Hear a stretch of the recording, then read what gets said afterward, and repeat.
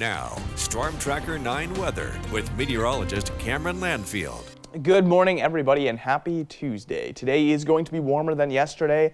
We are still on that warming trend, and we've got even more issues with lightning coming up for today. So let's get right into it. Out in Florence, we've got a live camera, and you can see the coast is actually clear in Florence at the moment. We are seeing a pretty big layer of fog starting to descend over the northern coast, and I'll show you on our models coming up here that likely we will see some southern fog coming in too, but right now that is not the case. 52 degrees out there on the coast, and it's feeling nice. Calm winds are going to get a lot faster for today. We will have a wind event coming up in the afternoon. I'll show you that in a moment here, but cutting over to Eugene, clear skies out here as well, and much warmer than yesterday morning. We're at 58 degrees, so it's not chilly out here.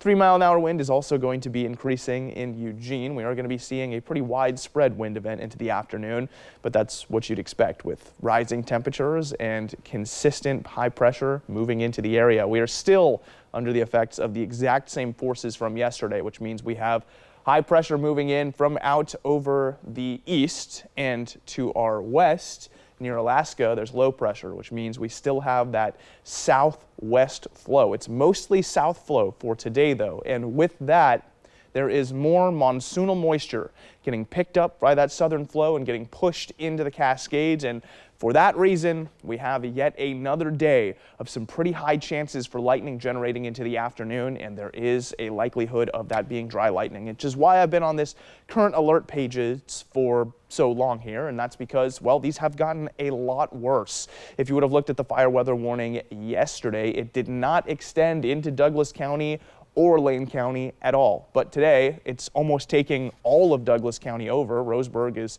completely covered by that sand color, and now nearly the entire Cascades are covered by a red flag warning. So things have gotten a lot worse.